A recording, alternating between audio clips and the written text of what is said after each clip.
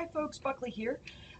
Wanted to give you a couple helpful hints on how to interpret the data that you collected from your biomechanical testing.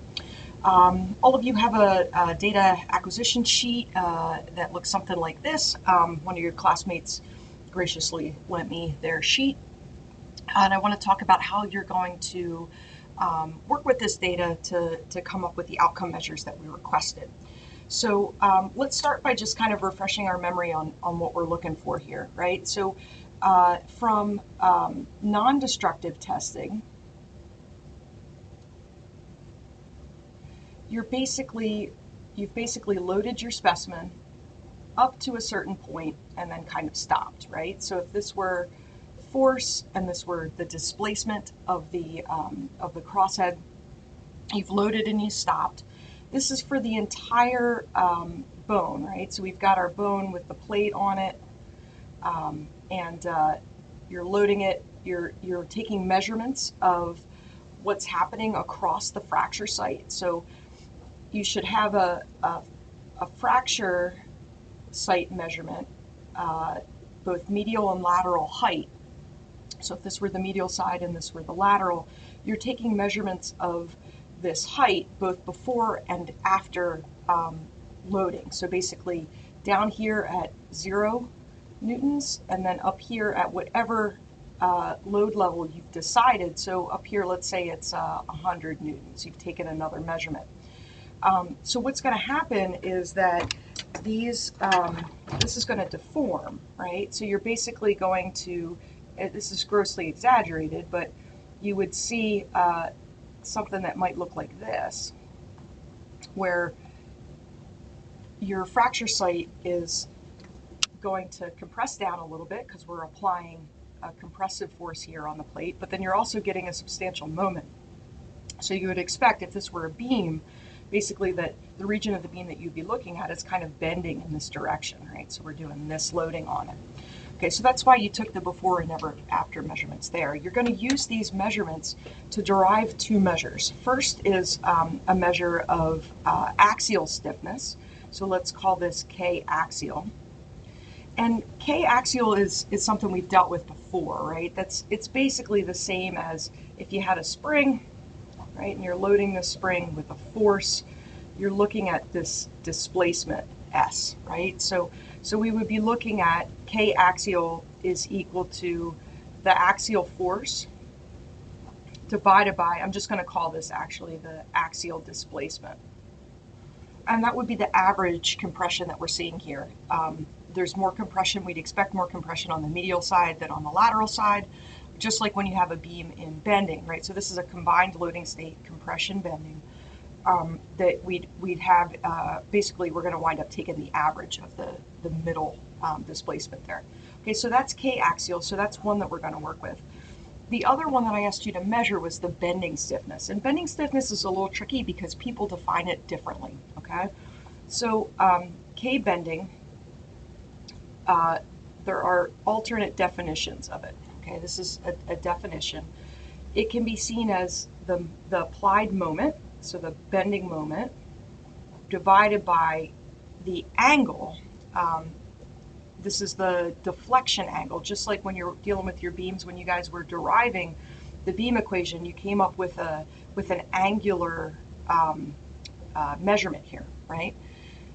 So working through Euler's theorem, basically you're coming up with an angular deflection here that's happening in the middle. That's this same angle, okay? So that's one definition. We'll call that definition one.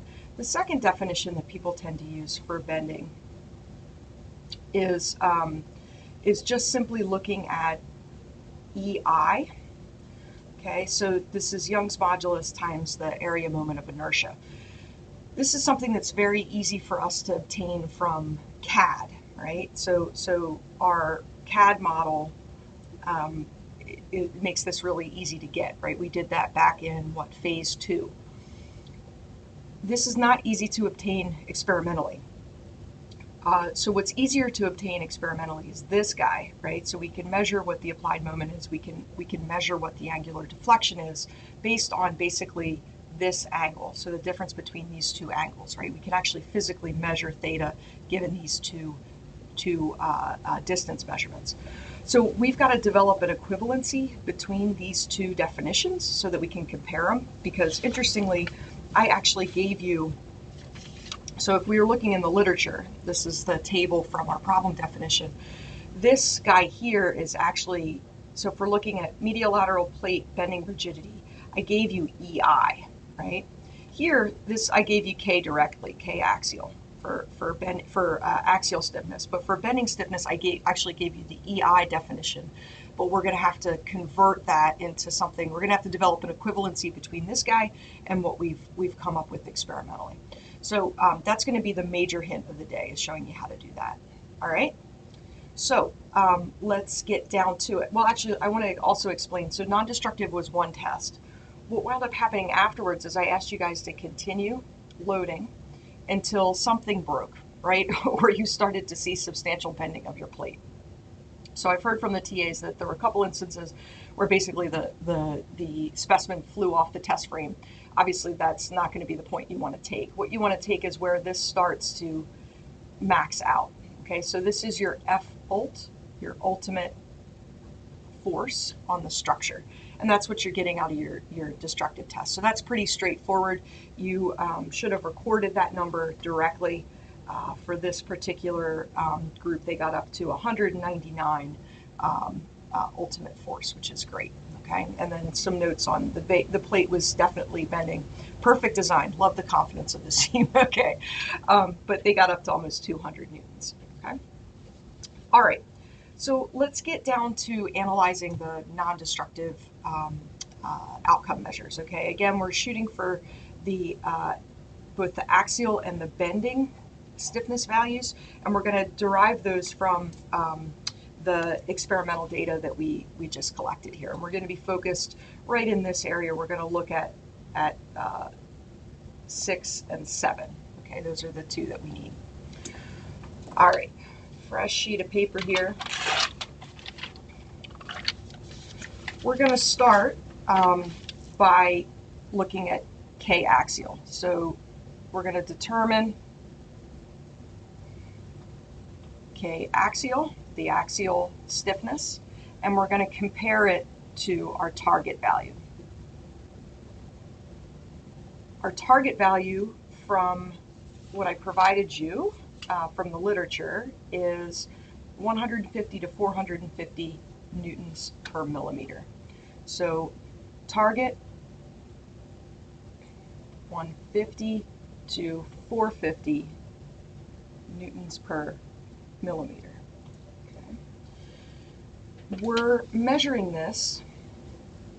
This team loaded up to 123. I think that's, I'm reading that correctly off of the sheet. I'm going to say that's 123 newtons. So in this instance, again, the best analogy that we can do here is say that basically what we're doing is we're compressing a spring, and this is our K axial. And we're compressing at a certain distance. We're going to call that displacement axial. So F is equal to 123 newtons. That's our applied force. Okay, now let's look at the displacement. So we have a situation where the original dimensions are 40.9 millimeters medial, 42 millimeters lateral. I'm just going to kind of draw it like this. Again, grossly exaggerated, but whatever. So this guy is 40.9 mm, and this is 42 mm. This is the medial side, this is the lateral side.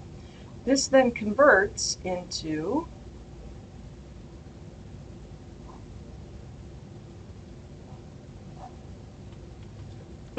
under 123 newtons of load, 38.5 medial, 41.4 lateral.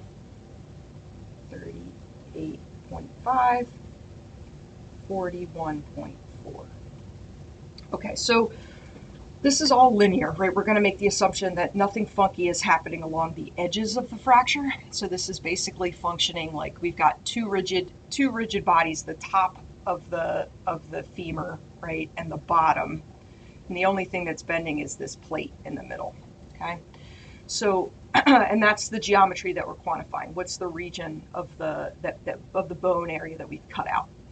So that means that the total displacement, or delta axial, right, is going to be the difference between this guy and this guy, right, which we'll call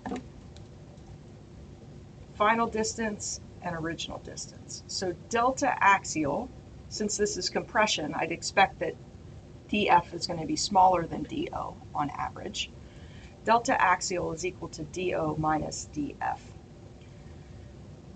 dO is equal to, basically, because this is linear, and I'm again assuming this is kind of a flat base, you got to take 1 as the reference. So even if this is tilted at 15 degrees, I've reoriented my view here so that this is flat.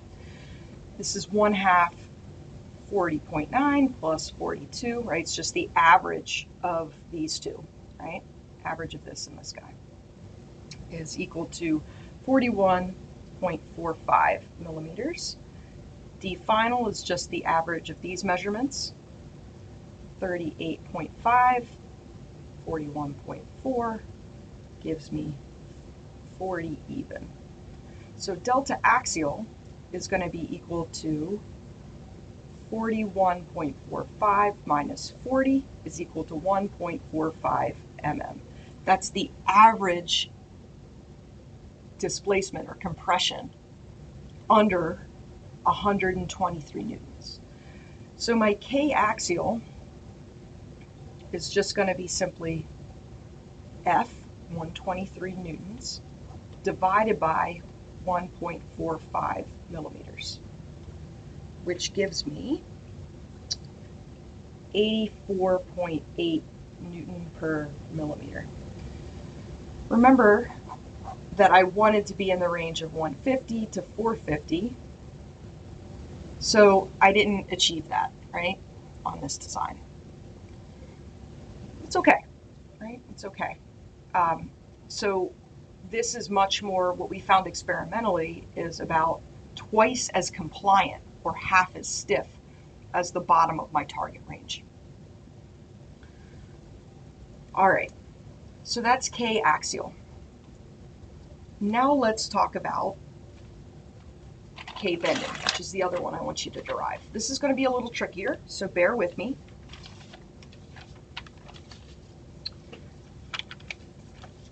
We are going to first develop an equivalency between our two definitions of K axial. So from before, remember that I've got one definition that I can measure experimentally, which is this guy.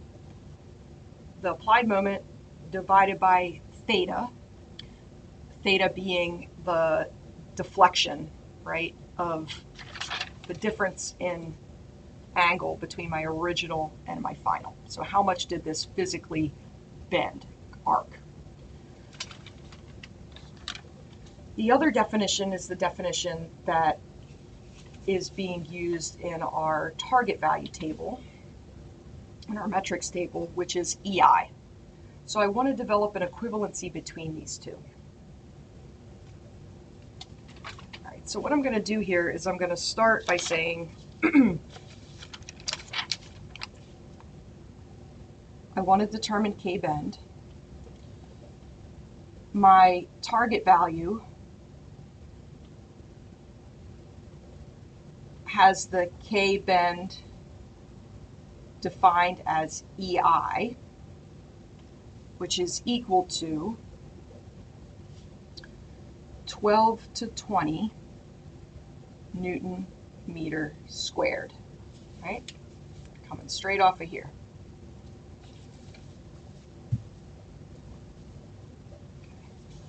The K bend that I'm measuring, and I'll prove it to you that I can measure this, right, is,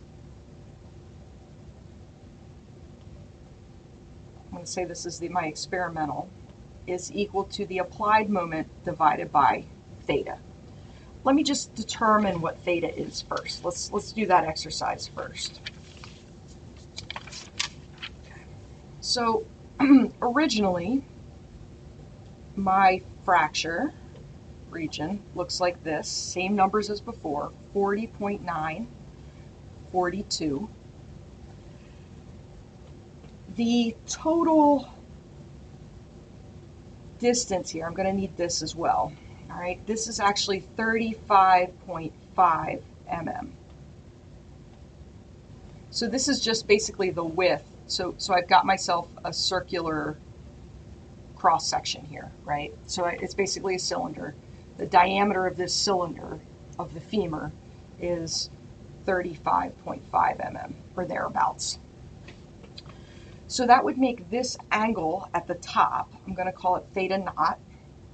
Theta naught is equal to the inverse tangent of 42 minus 40.9, which would give me this, divided by this width, right? So this little distance here is 42 minus 40.9 divided by 35.5. Gives me 3.06 degrees. Just based on how I made the fracture, I have 3.06 degrees originally under no load. Under load, what I'd expect to happen is that that angle would increase, right? And I'm actually going to put a delta here, delta theta, or we'll call it delta, capital delta theta. Okay, so 38.5, this is taking it directly off of those readings again. Okay, 38.5, 41.4. My width is going to stay the same, 35.5. This theta, theta F, tangent inverse, 41.4 minus 38.5 divided by 35.5 equals 4.67 degrees. Delta theta, which is what I need for my bending stiffness by my experimental definition, is equal to 4.67 minus 3.06, just the difference between these two. Gives me 1.61 degrees, or if I am to convert this to radians, which I will go ahead and do right now because I'm going to need that for my to develop an equivalency between these two, is 0.028 radians, which is a unitless dimension, right? Okay, so gang, we've gotten as far as we can right now. Well, actually, let's do this. I also need to develop or determine what the moment value is, right? So I've got delta theta. What's my moment? Your moment, we've done this before, right? So going back to phase 3, we determined by taking some measurements on phase 3, right? This is going to match up exactly with the experiment. So we've matched the experiment to the FEA to the theory. We're flipping back and forth. So our moment is going to be equal to our applied force, which we know at this non-destructive point is 123 newtons, times d perpendicular, which is 64 millimeters. Okay, so my moment equals 64 mm times 123 newtons is going to give me 7828, I think is the number. Let me just check my notes. 7872 Newton millimeter. All right. So, gang, I have a K bending value that I can go ahead and calculate as 7872 divided by 0.028. Problem is, I'm comparing, I would get a unit value there of Newton millimeter, right? That is not the same dimensionally as EI. So these two things are not equivalent the way that I have them written. So I'm comparing apples to oranges. So I need to compare apples to apples. So the way to do this is to look it up, all right? You guys in class have derived the deflections and slopes of various beams under different loads, right? So you've done this in gory detail. Like if we had a beam that was simply supported and we've got a force in the middle, this would be a 3-point bending situation, right? You went through and you had to develop what the displacement y would be, right? So it would look something like this, right? For y versus x.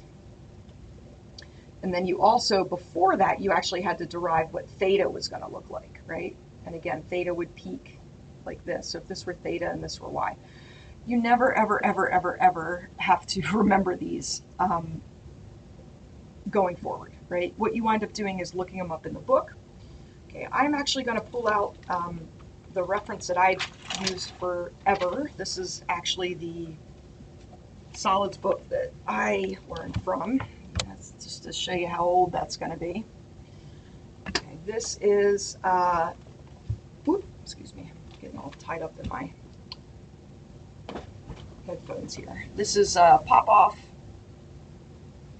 from ancient times. You'll find something that looks like this. You can find these in handbooks.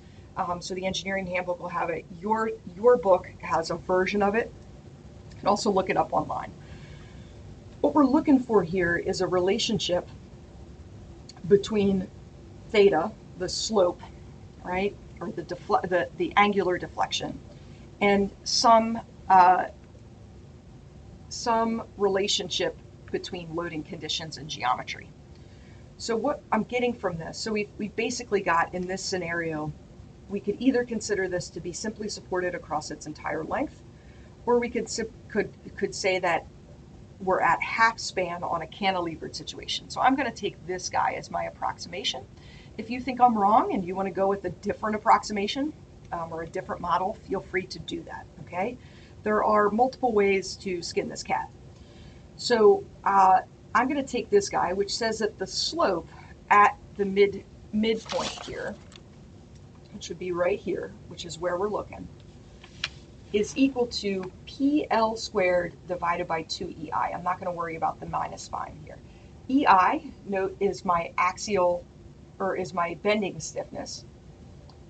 P and L, P times L is going to be my moment, right? And that'll give me another L left over. L being the length from the bottom of the frame, or the bottom of the femur to midspan. Okay. So let's go ahead and develop an equivalency.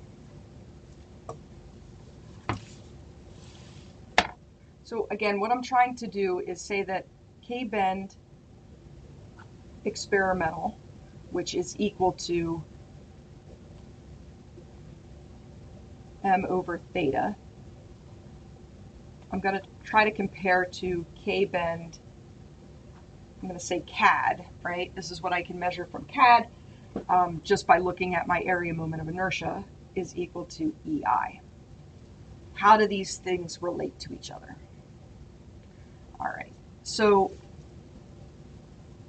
the key is going to be knowing that delta theta is equal to PL, P being the force. This is the notation so I'll just change it over.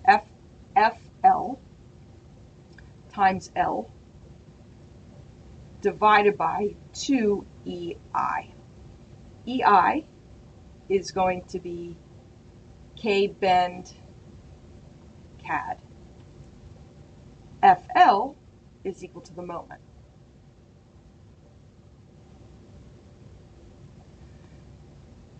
So what this gives me, if I rearrange this, is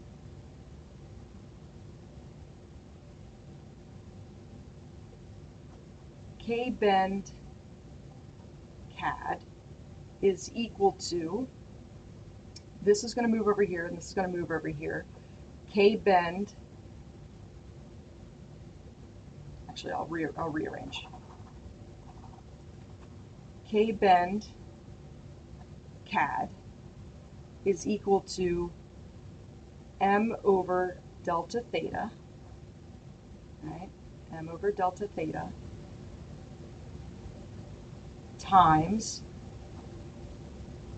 L over 2. Boom, boom, m over delta theta L over 2. M over delta theta is equal to K bend experimental, right? Which I can determine. So I know what my target value is for this guy, right? I can look that up in the table. I'm just going to need to convert my experimental value into this value. All right, so K bend CAD is equal to m over theta. M from before is 7872 divided by delta theta 0.028 newtons divided by 0. So that's Newton millimeter divided by 0.028 radians, which is unitless. L over 2. So L here, guys, is here to here along the length of the femur. From way back, or you can measure it experimentally. This is approximately 10 inches. 10 inches to the center of your comminution. Okay, 10 inches is 254 millimeters divided by 2. Work all of this out. I get 5.7 times 10 to the 6th Newton millimeter squared. The units are millimeter, Newton. Okay. My target value is in Newton meter squared. So just doing the conversion, this would drop out. So what I'm determining, K bend from the experimental determination converted over into equivalent unit systems for EI, gives me 35.7 Newton meter squared. And my target value, my target was 12 to 20 Newton meter squared. So I actually exceeded the upper bound of my target, which it's kind of interesting, right? So the plate, this particular team's plate was more compliant than our target, right? So it was not as stiff as our target in axial loading, but it was more stiff than our target in bending, which is kind of cool. All right, so we may be able to, longer term, on our follow-up, right, our follow-on plans, give a little bit on the bending stiffness in exchange for a higher axial stiffness on this particular plate to hit those targets. All right, gang, those are the hints that I have for you. Please let me know if I can post anything else, and good luck wrapping up this project.